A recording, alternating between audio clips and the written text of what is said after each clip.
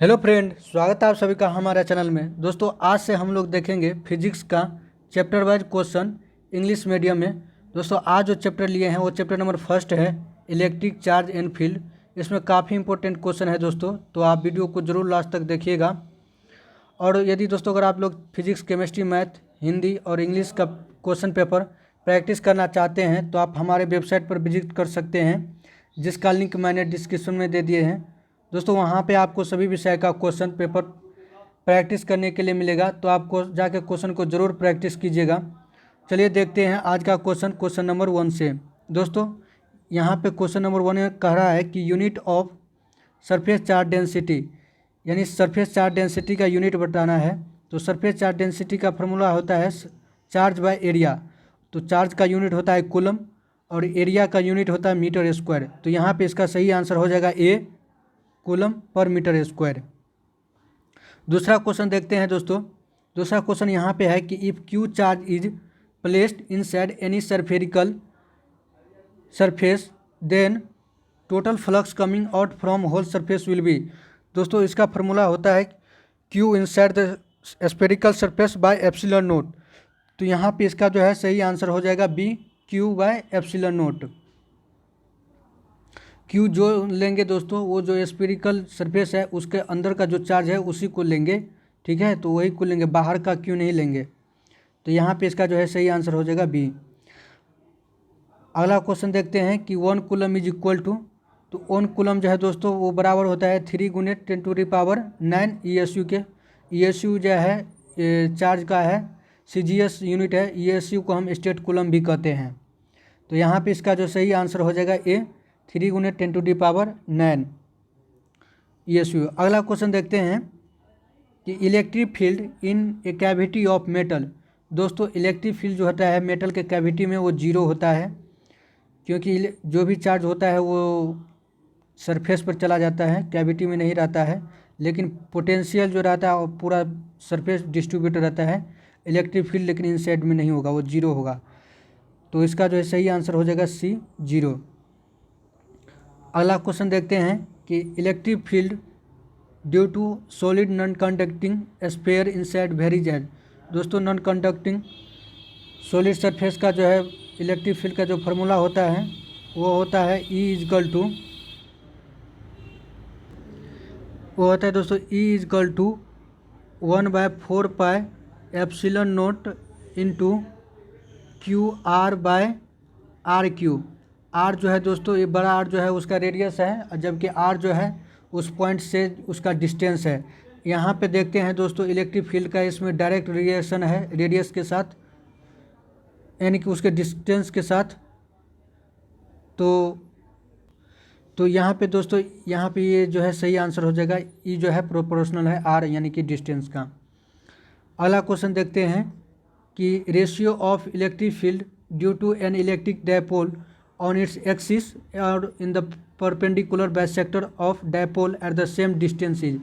दोस्तों, एक्सिस पर और उसके परपेंडिकुलर पर जो है इलेक्ट्रिक फील्ड बताना है। तो ई ए का जो फार्मूला है यानी ई एक्सिस = 1/4πε0 इंटू 2p/RQ।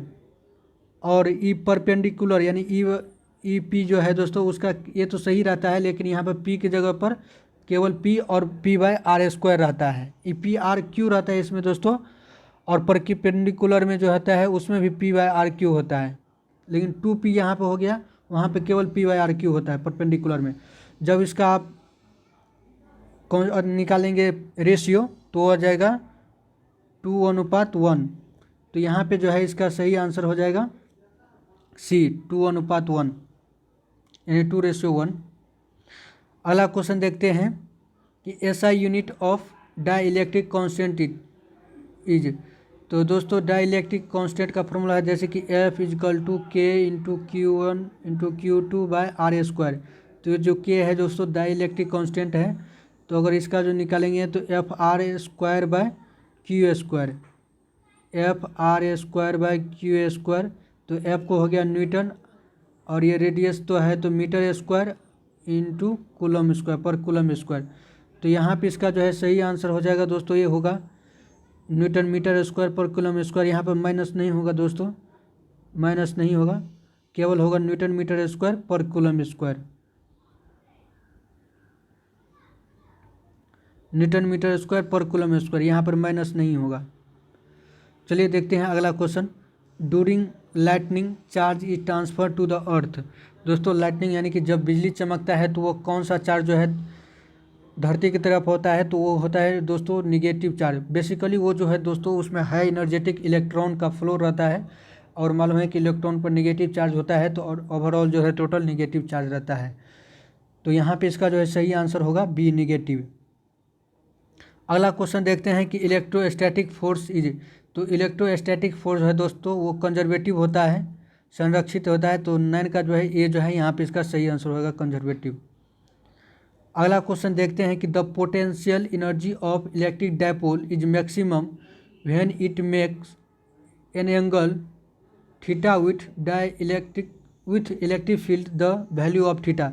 दोस्तों कब इलेक्ट्रिक डायपोल का जो है पोटेंशियल इज मैक्सिमम होता है, तो उसका फार्मूला आपको मालूम है दोस्तों कि पोटेंशियल इजकल टू होता है 1/4 pi epsilon naught P cos theta by R square होता है।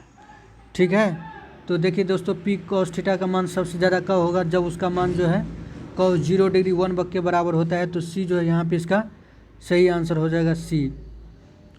अगला क्वेश्चन देखते हैं कि number of electron taken out from a body to produce 1 coulomb of charge will B.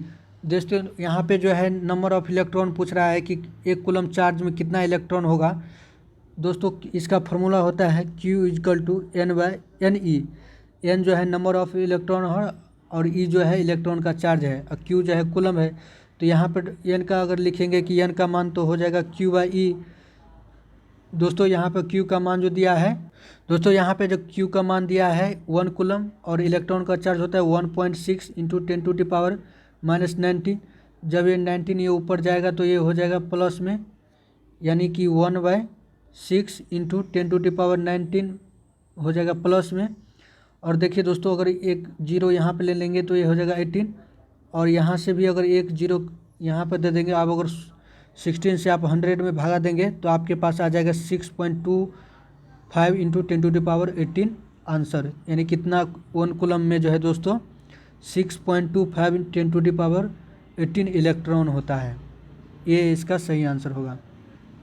अगला क्वेश्चन देखते हैं कि the magnitude of 2 charges is double and the distance of their separation is also double, the electrostatic force between them will be.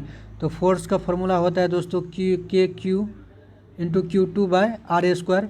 यहाँ पे अगर ले लेंगे double तो हो जाएगा 4Q², और इसका भी अगर ले लेंगे तो ओवरऑल जो दोस्तों पूरा कट जाएगा तो रिमेंस कांस्टेंट, यानी कि कोई चेंजिंग नहीं होगा। तो 12 का जो है डी इसका जो है सही आंसर होगा। अगला क्वेश्चन है कि कोलंबियन फोर्स। तो कोलंबियन फोर्स जो है दोस्तों वो होता है सेंट्रल फोर्स और इलेक्ट्रोस्टैटिक फोर्स दोनों होता है। तो यहाँ पे जो है इसका सही आंसर हो जाएगा सी। दोस्तों आपको बता दो कोलंबियन फोर्स जो है केवल जो है पॉइंट चार्ज के लिए वैलिड होता है। तो 13 का जो है यहाँ पे सी दोनों आंसर हो जाएगा, सेंट्रल फोर्स होगा और इलेक्ट्रिक फोर्स होगा। अगला क्वेश्चन देखते हैं कि स्पेसिफिक चार्ज ऑफ इलेक्ट्रॉन। दोस्तों चार्ज का स्पेसिफिक इलेक्ट्रॉन का जो चार्ज होता है, इलेक्ट्रॉन का स्पेसिफिक चार्ज जो होता है उसका फार्मूला होता है चार्ज बाय मास। तो चार्ज 1.6 इंटू 10⁻⁻19, और मास का जो लेंगे तो 9.1 इंटू 10⁻31। जब इसको डिवाइड करेंगे आपके पास तो 1.8 इंटू 10⁻11 कूलम पर केजी होगा। लेकिन यहाँ पर माइनस होगा दोस्तों, क्योंकि इलेक्ट्रॉन का अगर लिखेंगे तो है जो माइनस में आता है इलेक्ट्रॉन का। तो यहाँ पे इसका सही आंसर हो जाएगा 14 का ये। अगला क्वेश्चन देखते हैं कि which among the following is sure test of electrification. दोस्तों कहाँ पे इलेक्ट्रिक फील्ड मौजूद है कि नहीं है, उसके लिए आप जो है उसके रिपल्सन को, अगर कोई भी अगर चार्ज ले जाएंगे अगर वो रिपल्सिव करता है, रिपल्सन होता है उसमें, तभी आप समझिएगा कि वहाँ पे चार्ज या इलेक्ट्रिक फील्ड उपलब्ध है।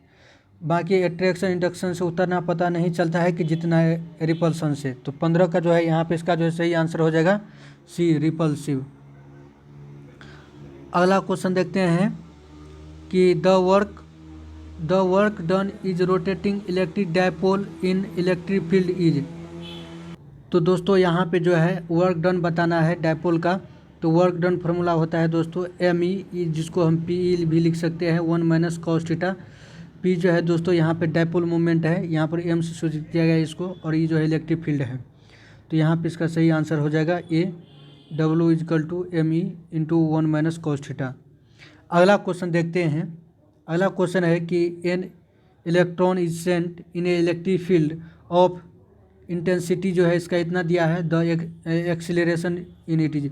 तो एक्सीलरेशन को बताना है दोस्तों। तो इसका सिंपल फार्मूला आप देख लीजिए कि F इजकल टू होता है MA, और MA होता है, और देखिए दोस्तों QF इजकल टू होता है, एक इलेक्ट्रिक फील्ड में QE भी इसका फार्मूला होता है, और F की जगह अगर MA लिखेंगे तो A इजकल टू हो जाएगा QE/M।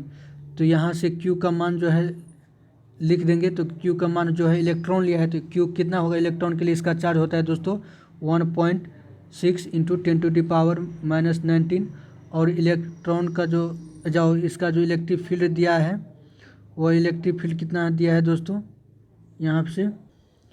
तो यहाँ से A इजकल टू दोस्तों 1.6 इंटू 10⁻⁻19, और इसका जो इलेक्ट्रिक फील्ड का मान दिया है 9.1 इंटू 10⁻6, और मास जो है दोस्तों, मास जो होगा इलेक्ट्रॉन का होगा 9.1 इंटू 10⁻31। जब आप इसका कैलकुलेशन कीजिएगा तो आपके पास जो है सही आंसर आ जाएगा एक्सीलरेशन का, वो हो जाएगा B, यानी कि 1.6 इंटू 10⁻18 मीटर पर सेकेंड स्क्वायर। तो B जो है यहाँ पे आपका सही आंसर आएगा 17 का। अगला क्वेश्चन देखते हैं कि charge on 1 proton in coulomb is. तो प्रोटॉन पर कितना चार्ज होगा दोस्तों, वो होता है 1.6 इंटू 10⁻19। इलेक्ट्रॉन में माइनस लग जाता है, जबकि प्रोटॉन पर पॉजिटिव चार्ज होता है, वो भी प्लस 1.6 इंटू 10⁻19। तो यहाँ पे इसका जो है सही आंसर हो जाएगा A। अगला क्वेश्चन देखते हैं कि unit of electric field intensity, unit of electric field को बताना है दोस्तों। तो इसका जो F इजकल टू, जैसे अब ये बताए कि F is equal to Q into E। तो E जो है इलेक्ट्रिक फील्ड है, तो अगर E का लिखेंगे तो F/Q आ जाएगा, यानी कि फोर्स का हो गया न्यूटन और Q का हो गया कूलम। तो यहाँ से सही आंसर हो जाएगा न्यूटन पर कूलम। तो ये जो है इसका सही आंसर हो जाएगा इलेक्ट्रिक फील्ड का यूनिट न्यूटन पर कूलम। अगला क्वेश्चन देखते हैं कि परमिटिव ऑफ फ्री स्पेस का जो है कितना परमिटिव होता है दोस्तों, यानी जिसको हम एप्सिलॉन नोट से सूचित करते हैं। तो 8.85 इंटू 10⁻12 दोस्तों फैराड पर मीटर होगा दोस्तों। यहाँ से ये गलती है, फैराड पर मीटर होगा सभी में, फैराड पर मीटर। तो C जो है यहाँ पे इसका सही आंसर हो जाएगा 8.85 इंटू 10⁻12 फैराड पर मीटर। अगला क्वेश्चन है कि a soap bubble is given negative charge then its radius. दोस्तों जब हम सॉप बबल को निगेटिव चार्ज देते हैं तो उसका रेडियस जो है इंक्रीज कर जाता है। तो एक इसका जो है ए इसका सही आंसर हो जाएगा। अगला क्वेश्चन देखते हैं कि in non uniform electric field में इलेक्ट्रिक डायपोल एक्सपीरियंस। दोस्तों नॉन यूनिफॉर्म इलेक्ट्रिक फील्ड में जो है इलेक्ट्रिक डायपोल जो है वो टॉर्क के साथ साथ फोर्स को भी अनुभव करता है। बेसिकली टॉर्क जो है जब रोटेट करता है तब लगता है, और फोर्स जो है दोस्तों लीनियर के लिए हम फोर्स का यूज करते हैं, और कोई रोटेशन मोशन होता है तो वहाँ पे टॉर्क जो है फोर्से का दूसरा भाग हो जाता है टॉर्क। तो यहाँ पे जो है डायपोल मूवमेंट जो है, डायपोल जो है दोस्तों वो दोनों चीज़ का एक्सपीरियंस करता है, टॉर्क को और फोर्स को भी। तो बैस का जो है B यहाँ पे इसका सही आंसर हो जाएगा, torque as well as force. अगला क्वेश्चन देखते हैं कि when velocity of charge body increases तो इट्स चार्ज। दोस्तों जब वेलोसिटी इंक्रीज करता है चार्ज पार्टिकल का तो उसके चार्ज पर कोई इफेक्ट नहीं पड़ता है, चार्ज रिमेंस कांस्टेंट रहता है, डज नॉट एनी चेंज। लेकिन अगर यही पे स्पेसिफिक चार्ज होता है दोस्तों तो स्पेसिफिक चार्ज जो है डिक्रीज कर जाता है चार्ज बॉडी का। लेकिन यहाँ पे केवल चार्ज पूछा है तो उसके चार्ज पर कोई इफेक्ट नहीं पड़ेगा। तो D जो है यहाँ पे इसका सही आंसर होगा। अगला क्वेश्चन देखते हैं कि energy density at a point in vacuum where the intensity electric field is E तो विल बी। तो एनर्जी डेंसिटी का फार्मूला हो जाता है दोस्तों 12 एप्सिलॉन नोट इंटू E² तो सी जो है यहाँ पे इसका सही आंसर हो जाएगा half epsilon not into E square.